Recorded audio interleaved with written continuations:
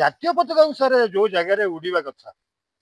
ତାକୁ ତ ସେ ସରପଞ୍ଚଙ୍କ ସହିତ ସରପଞ୍ଚ ହିଁ ଜାତୀୟ ପତାକା ସହିତ ମାନ୍ୟତା କରି ଝରକାରେ ବାନ୍ଧି ଜାତୀୟ ପତାକା କୋଉ ଜାଗାରେ ରହିବା କଥା କୋଉଠି ରଖିଛନ୍ତି ମୁଁ ସେଟା ଜାତୀୟ ପତାକା ଝରକା ସାଜାରେ ବନ୍ଧା ହେଇକି ସରପଞ୍ଚଙ୍କ ବ୍ୟାନର ରଖିକି ଜାତୀୟ ପତାକାର ଯୋଉ ସମ୍ମାନ ଜାତୀୟ ପତାକାର ଯୋଉ ସମ୍ମାନ ସାର୍ ଏଠି ଅମୃତଗଣ ପଞ୍ଚାୟତରେ ସମ୍ମାନ ନାହିଁ ସେ ତ ସରପଞ୍ଚ ବ୍ରେନ୍ ଟିମର ତାଙ୍କ ସ୍ୱାମୀ ତ ଗୋଟେ ଡଙ୍କର ଆଉ ସେ ତ ଆମେ ସବୁ ହ୍ୱାଟ୍ସଆପରେ କହିଲା ବେଳକୁ ଆମକୁ ଚୁଟିଏ ଆପଣ ତ ଯାଇଥିଲେ ପତାକା ପୋତିବା ପାଇଁ ସେ କଣ ଅସୁବିଧା ହେଲା? ପତାକା ଉତ୍ତୋଳନ ପୂର୍ବରୁ ମୁଁ ଅପୋଜ କଲି ଆଜ୍ଞା ମୁଁ ଗୋଟେ ହ୍ୱାଟ୍ସଆପରେ ମୁଁ ଅପୋଜ କଲି ମତେ ଦୁନିଆ କଥା କହି ସେ ତାଙ୍କର ମାନିଲେନି ଯୋଉ ପତାକାକୁ ଆମେ ଏତେ ସମ୍ମାନ ଦିଆଯାଉଛି ବହୁ ସମ୍ମାନ ଦଉଛୁ ଯେ କି ବିଶ୍ୱ ଆମ ଭାରତ ତାକୁ ସମ୍ମାନ ଦଉଛି ଭାରତର ମା ବୋଲି ଆମେ ସ୍ୱାଗତ କରୁଛୁ କିନ୍ତୁ ତାଙ୍କୁ ସେ ଯୋଉଭଳି ଅସମ୍ମାନିତ କରୁଛନ୍ତି ତା ପାଇଁ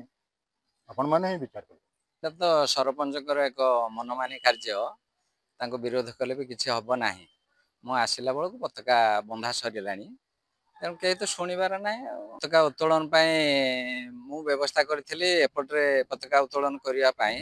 କିନ୍ତୁ ଯେହେତୁ ସରପଞ୍ଚ ସେପଟରେ ଉତ୍ତୋଳନ ଆରମ୍ଭ କଲେଣି ମୁଁ କ'ଣ ଅଧିକାରୀଙ୍କୁ ଲେଖିକି ଆସି ସକାଳୁ ମଧ୍ୟ ବସିଛି ଦେବା ପାଇଁ ଲେଖିଛି ସରପଞ୍ଚଙ୍କ ମନମାନି କାର୍ଯ୍ୟ ପାଇଁ ମୁଁ କୌଣସି କାର୍ଯ୍ୟ କରିପାରୁନି ତେଣୁକରି ମୋତେ ସେ ପଞ୍ଚାୟତରୁ ବାଦ ଦିଆଯାଉ। ମାନବୀୟ ଦେଖିବା ଯେ ଜାତୀୟ ପତାକା ଆମ ଦେଶର ଗର୍ବ ଆଜ୍ଞା ପୁରା ଯୋଉଭଳିଆ ଲଗା ହେଇଥିଲା ଆପଣଙ୍କ जदि आपंक आम भिडी भल लगा तेब आम चैनल को लाइक शेयर और सब्सक्राइब करने को जमा भी भूलु नहीं।